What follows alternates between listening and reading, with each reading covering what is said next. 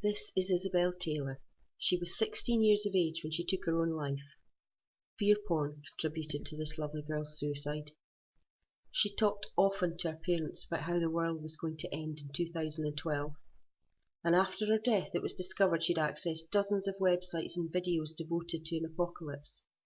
The most recent article that she'd read before killing herself was about sunspots and what would happen to the earth if it all went badly wrong. This is Lynn Benedetto, a 47-year-old mother from California who in 2011 attempted to kill her 2 young daughters and then herself because she'd been fooled into believing that the world was about to be thrown into an apocalypse. I have no photograph of T.R.O.L.L, a 16-year-old girl from central India who in 2008 took her own life by ingesting poison. She'd been watching locally produced TV programs that conveyed that the Large Hadron Collider at CERN, when started up, would cause the earth to crack and we would all perish. Indian TV channels had held various discussions in the days leading up to the Large Hadron Collider being turned on, all predicting doomsday scenarios. Clinical psychologist Nadia Masand had told the BBC later that some of the TV coverage had been irresponsible and that this fear-mongering coverage could have had a very adverse effect on emotionally weak people. Australia, 2005. Teenager Tasman McKee began to learn about peak oil theory, reading the words of the absolute worst doommongers on the subject, and becoming part of doomsday forums and mailing lists. He eventually believed that there was nothing but bleakness and despair in the future. He became obsessed with it. He disappeared to a remote area, and his body was eventually found 2 months later in December 2006. He had taken his own life and had left a suicide note. Additionally, in his final emails to friends and family, he had mentioned the websites he was reading, and it was absolutely clear that this material contributed to his ending his own life. Let's bring it up to date now.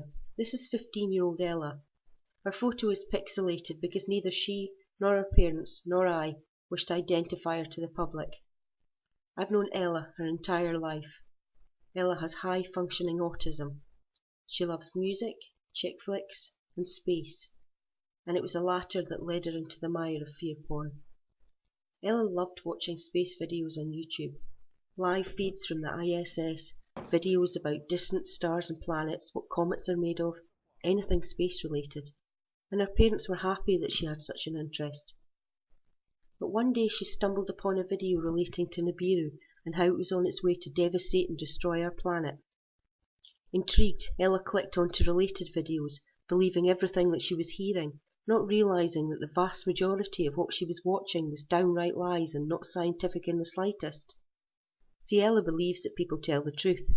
Everything is black and white to Ella. She started to become withdrawn and sad. Her parents were thankfully quick to notice this and asked what was wrong. She told them the things she'd seen and heard, explained that the end of the world was coming very soon, and that maybe it would be better if she could just go to sleep and die now because she was scared that when the end came it might hurt, and that she didn't want to see her family suffer. Her parents asked her to show them the YouTube videos she'd been watching, and they were horrified at the material Ella had subjected herself to, and even more horrified that YouTube allowed such absolute lies, fear and brainwashing for profit. Luckily, Ella believes her parents would never allow anything bad to happen to her, and in time, with gentle persuasion and counter-argument, they managed to convince her that it was all fiction, and that she had no reason to be scared or fearful or want to die. Ella's mum sent me an email with links to some of the videos. Let's just say it was the usual suspects, mostly the larger channels, the ones most convincing to the vulnerable. In turn, I emailed her mum some links back to suitable videos that logically showed how wrong and deceitful these fearmongers are. This helped with Ella's recovery. And Ella is far from being alone in being pulled into the Nibiru shithole. I've encountered many sane and sensible adults who were also taken in by these liars and chancers. The now retired David Morrison, senior astrobiologist at NASA, had publicly stated that he'd received a large number of emails and letters from people worried about the world ending. Most often these were young people who couldn't eat, couldn't sleep, some suicidal, all genuinely frightened. He said he'd heard from teenagers considering killing themselves because they don't want to be around when the world ends.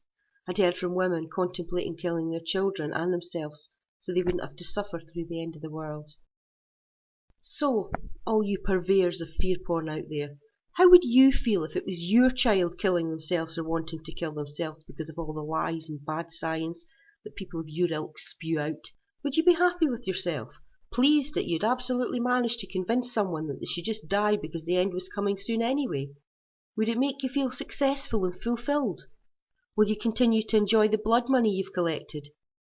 Does any of this make you sit back, think, take stock of the damage you could be causing? Are you just so full of your own self-importance, loving the drama of it all, and enjoying the financial benefits your lies are providing for you, that quite simply you don't give a damn? Morals and responsibility.